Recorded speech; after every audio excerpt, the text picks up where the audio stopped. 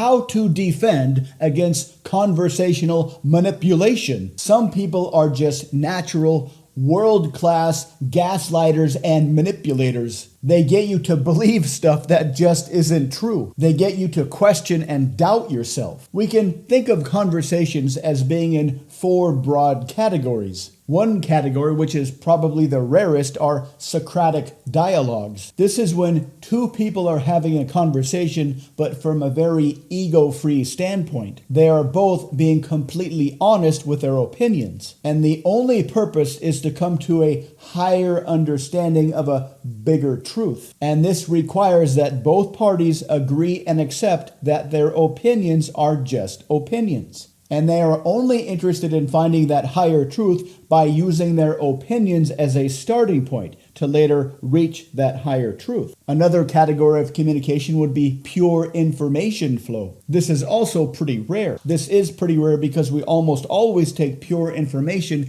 and add some kind of subconscious meaning to that information. And anytime we put meaning on something, our opinions and our egos get involved. The next kind of communication is very common. This can be described as an idea or an opinion cage fight. These can be very friendly, very enjoyable, very polite, but it really is still a contest to see who can come up with a better sounding opinion, the funniest joke, the wittiest put down, the most insightful comment about the current topic of conversation, the best reframe. The next category is the most insidious, the most subconsciously deceitful, the most subconsciously confrontational. These are conversations that seem fairly standard up on the surface, but deeper down there's something much darker going on. Opinion battles are fine because everything is out in the open. But this 4th category has elements that are hidden deep beneath the surface. And the most skilled practitioners of this 4th category of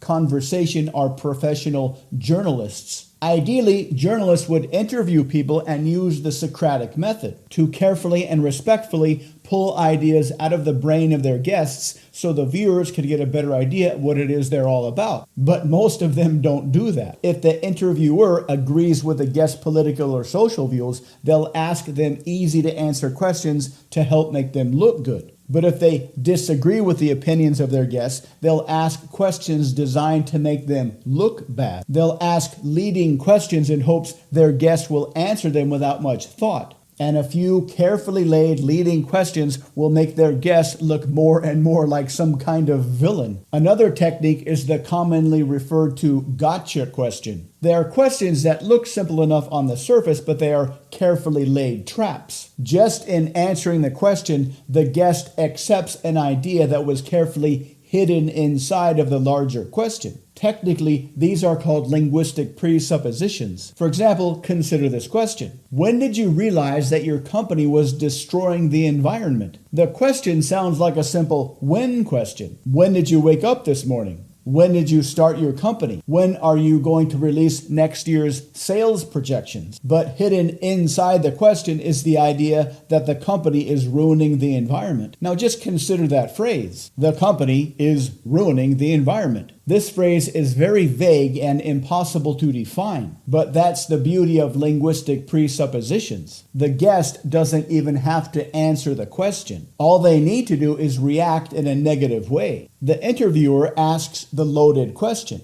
The guest reacts and refuses to answer the question when they hear it. But the viewer watches this, and now the viewer has an idea in their head that the guest's company is indeed ruining the environment. And because they didn't immediately deny that, it must be true. That's the whole point of these gotcha questions. These types of linguistic presuppositions are everywhere. They are very subtle digs to make you feel bad about something, or to make you look bad in front of others. They are very effective, very covert linguistic bullying techniques. So, how do you defend against them? Step 1 is to always remain calm. Step 2 is to simply and calmly question the hidden idea. For example, in our interview example, the guest could have said, "I don't understand. Why do you think my company is ruining the environment?" Or structurally say something like this: "I don't understand. Why do you think X is true?"